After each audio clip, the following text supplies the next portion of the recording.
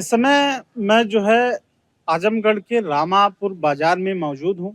हमारे साथ यहाँ कुछ वरिष्ठ लोग हैं जिनसे हम बात करेंगे और जानेंगे कि आजमगढ़ में क्या चल रहा है। 2027 में यहाँ की जनता किसको ला रही है और किसको भगा रही है। तो हमारे साथ बात करने के लिए राजमणि चाचा जी हैं। हम इनसे बात करते हैं। चाचा जी बताइए आजमगढ़ का माहौल क्या है? आजमगढ़ का आप पूछ रहे हैं, पहले तो आपको और आपके चैनल को बहुत बहुत धन्यवाद। आप आजमगढ़ का ही मत पूछिए, पूरे प्रदेश का पूछिए। ओ बाबा जी की सरकार जो है फिर उसी तरह से वापस आ रही है। भारतीय जनता पार्टी की पूर्ण बहुमत की सरकार बनेगी, इसमें कोई संदेह नहीं है। कहीं से कोई इटबट नहीं। कारण यह है कि चाहे केंद्र सरकार हो, हमारे देश के प्रधानमंत्री माननीय नरेंद्र मोदी जी हों, चाहे हमारे मुख्यमंत्री बाबा योगी आदित्यनाथ जी हों, इन सबके काम से जनता इतना संतुष्ट है कि मोदी जी का आपने देखा हैट्रिक लगा दिए। इसी तरह से 2027 में बाबा जी की भी हैट्रिक लगेगी, भारतीय जनता पार्टी की पूर्ण बहुमत की सरकार बनेगी।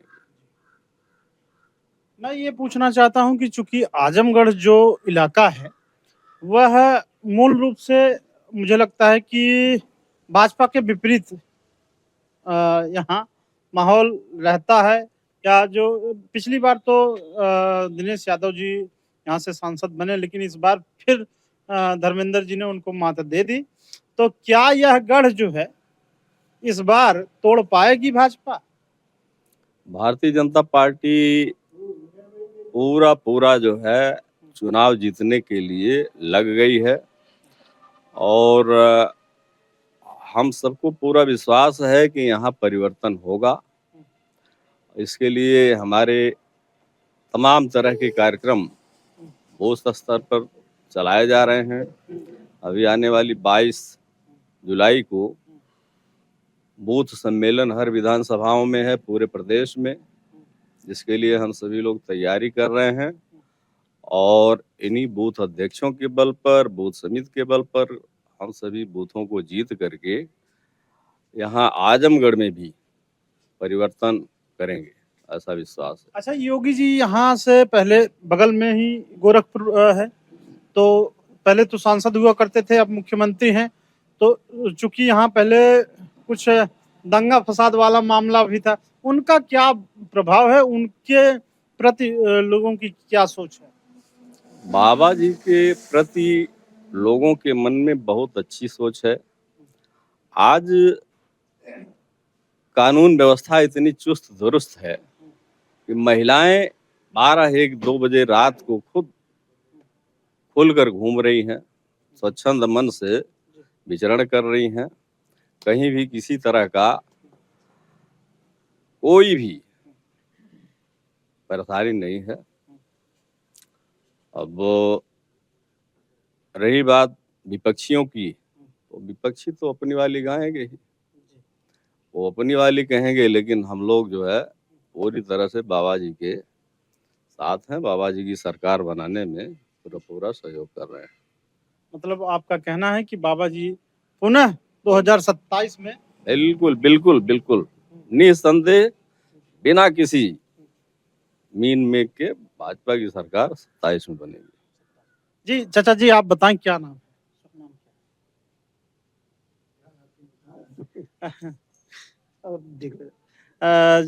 चाचा जी थोड़ा सा बाबा जी नमस्कार, कैसे हैं? नमस्कार नमस्कार, आनंद पूर्वक हूँ जी और राजनीति में मेरा सक्रिय योगदान रहता है, चाहे जो भी सरकार हो।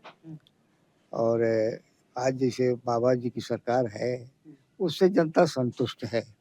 रही कुछ अव्यवस्था जैसे किसानों की है, यूरिया है, डाई है, पोटास है, ये सब को मतलब बड़ी गंभीरता से नहीं ले पा रहे हैं और न उसकी व्यवस्था हो पा रही है। और अगर सरकार अच्छे ढंग से जिस तरह से बाबा जी चला रहे हैं और किसान के प्रति अगर उनकी सजगता रही तो इलेक्शन उनके माफिक होगा। जी। हाँ, और यहाँ सेंध लगाना सपा के गढ़ में बड़ा कठिन काम है, जी। बहुत ही कठिन काम है। एड़ी चोटी पसीना ये करना पड़ेगा। जी। और जब जानते हैं इलेक्शन तो जाति समीकरण पे होता है पूरे भारत में, पूरे यही है। जी। तो ये है कि इनके शासन से हम लोग विरोधी होते हुए भी संतुष्ट हैं। जी। हाँ। चूँकि आप तो एक बड़ी उम्र है आपकी और आपने जो है लंबा अनुभव आपका रहा। तो आप बताइए अगर निष्पक्ष मूल्यांकन करें, एज़ ए मुख्यमंत्री बाबा जी नहीं, मूल्यांकन तो ऐसा है ना, मूल्यांकन तो जनता ही करती है। जी। हम जैसे टीचर हैं तो हमारा मूल्यांकन तो बच्चे करते हैं, तो जनता करती है। लेकिन केवल इसमें किसान की समस्याओं से का निराकरण नहीं हो पा रहा है। जी। बस एक समस्या है ये, और तो सब ठीक है, अमन चैन कोई दिक्कत नहीं है। भ्रष्टाचारियों पर कार्रवाई। भ्रष्टाचार तो रहेगा, जी। भ्रष्टाचार तो कोई भी सरकार आए, जी। भ्रष्टाचार तो रहेगा। भ्रष्टाचार देखिए, पूरे सरकारी तंत्र जितने हैं सब भ्रष्टाचार में डूबे हुए हैं। चाहे कोई जज हो, चाहे अधिकारी हो, चाहे क्या नाम नेता हो, सारे लोग भ्रष्टाचार में डूबे हुए हैं। किसी के घर में बोरो बोरो नोट मिल रही है, कहीं सब। ये सब भ्रष्टाचार कभी दूर नहीं होगा, चाहे भाजपा की सरकार बने, चाहे सपा की, किसी की भी सरकार रहेगी, भ्रष्टाचार तो रहेगा। कांग्रेस की सरकार में तो गत्तों में रुपया भरी जाती थी, वही स्थिति भाजपा की सरकार में है। बोरो बोरो रुपया जज के यहाँ मिल रहा। जहाँ न्यायपालिका में भ्रष्टाचार है तो और जगह तो स्वाभाविक। अच्छा, गुंडों पर कार्रवाई को कैसे देखते हैं? गुंडे उंडे तो नहीं रह गए, गुंडे तो मतलब अब वो सुधार हो गया। अभी गुंडे तो रहेंगे ही, चाहे वो पैदा होते ही रहेंगे। आप समझ कितने ये माफिया हैं, तो माफियों का राज तो है ही है। माफिया आप देख लीजिए, माफियों के साथ क्या हो रहा है। आप सोचिए, यही तमाम माफिया क्या नाम जौनपुर में टहल रहे हैं, आजमगढ़ में टहल रहे हैं, कुछ माफिया जेल के अंदर है। तो इसको क्या करिएगा, ये है व्यवस्था। कार्रवाई सरकार कर रही है कि नहीं? सरकार देखिए ऐसा है, वही तो मैंने कह दिया, जाति समीकरण पर सारी कार्यवाही होती है। हाँ, ये मान लीजिए। ठीक है। चाचा जी नमस्कार। क्या नाम है, शुभ नाम क्या पड़ेगा? नमस्ते भैया, मैं संजय कुमार यादव। जी। तो क्या माहौल है? माहौल बढ़िया है और सरकार दोबारा मतलब तीसरी बार भी रिपीट होगी। और जहाँ तक समीकरण, जाति समीकरण की बात है, तो हम आपको एक बात बताएं जो अनुभव के तौर पर कह सकते हैं, या मान लीजिए ऐसे भी अगर कोई आकलन करना चाहे, जैसे हर चुनाव का प्रसंग जो होता है वो अलग अलग स्थिति से गुजरता है। लोकसभा की पिछली जो लोकसभा हुई थी उसमें विधानसभा में जो 5 विधानसभाएं हैं उसमें हर विधानसभा में बीजेपी नंबर 1 पर थी।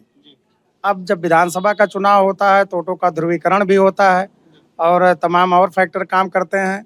लेकिन ये कहना कि आजमगढ़ में नहीं जीत सकते हैं, तो आप पहली बात ये सोचिए कि अगर आजमगढ़ में एक लोकसभा में 5 विधानसभा की सीटें हैं और पाँचों विधानसभा में बीजेपी नंबर 1 पर अगर रह सकती है और चुनाव जीती, लोकसभा की सीट माननीय नीलम सोनकर जी जीती थी यहाँ से लालगंज की, तो पांचों विधानसभा में अगर बीजेपी नंबर 1 पर थी तो विधानसभा के चुनाव पर क्यों नंबर 1 पर नहीं हो सकती है।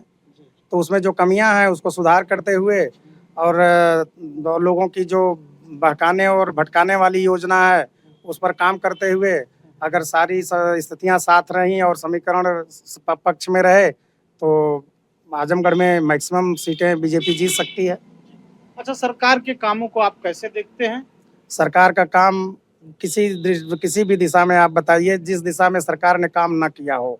अभी एक मकान का निर्माण कोई व्यक्ति करता है तो 5 साल, 10 साल, 8 साल, 6 साल, 2 साल लग जाते हैं उसको पूरी तरह से फिनिशिंग करके उसमें रहने लायक जब स्थिति बनती है। आप इंफ्रास्ट्रक्चर देखिए और रेल का विद्युतीकरण, दोहरीकरण, रेलवे स्टेशन का नवीनीकरण, जीर्णोद्धार, नए स्टेशन पर नए भवनों का निर्माण, तो जितना देखिए, जितना काम 4 लेन का, 6 लेन का, एक्सप्रेसवे और जितने काम हुए हैं उतना काम तो किसी अन्य सरकार में और किसी समय में नहीं हुआ था। 10-12 साल में कितना काम आप चाहेंगे?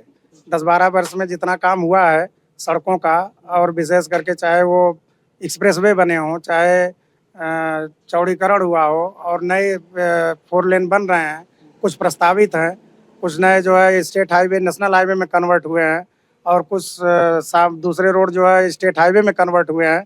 तो एक दिन में तो सारा काम हो नहीं सकता है। अगर स्थलीय तौर पर देखिए तो मिट्टी की जो व्यवस्था है या उसमें जो निर्माण में जो समय लगता है उतना तो लगना ही लगना है। अब एक बार में तो कोई विकास हो नहीं जाएगा जो पहले नहीं हुआ, और अब जब हो रहा है उसको कोई कहे कि क्या काम हुआ, कहने वाला तो कहता रहेगा क्या काम हुआ। जो काम हो रहा है वो दिख रहा है, और किसी को आरोप प्रत्यारोप लगाना हो तो बहुत आसान काम है। किसी के ऊपर आरोप प्रत्यारोप लगा देना, कह देना कि इस समय में कुछ काम नहीं हुआ। अच्छा, मुख्यमंत्री जी को आप कैसे देखते हैं? मुख्यमंत्री जी सभी क्षेत्र में उनका जो योगदान रहा है बहुत सराहनीय रहा है, और ऐसे मुख्यमंत्री शायद कभी कभी प्रदेश को मिल पाते हैं। और चाहे किसानों की बात हो, कुछ थोड़ी बहुत समस्याओं को लेकर के जैसे कोई व्यवस्था आई और सही जगह पर सही सामान सब आया और वितरण सही तरीके से नहीं हो पाया किन्हीं वजहों से, उसमें मान लीजिए कुछ और मानसिकता के लोग हैं जो जानबूझकर समस्याएं पैदा करते हैं, तो उसका आरोप किसी प्रदेश के मुखिया के ऊपर मढ़ देना वो तर्कसंगत नहीं है मेरी समझ से। ठीक है चाचा। तो आपका क्या नाम है भैया? वेद प्रकाश यादव। क्या माहौल है आजमगढ़ में, कौन जीत रहा है 2027 में? भारतीय जनता पार्टी पुनः सरकार बनाएगी उत्तर प्रदेश में। जी। मुख्यमंत्री योगी जी योगी होंगे। काम बढ़िया कर रहे हैं? ठीक है, सब क्षेत्रों में लगभग काम उनके अच्छे हैं। एक दो काम बताइए उनके अच्छे जो हों।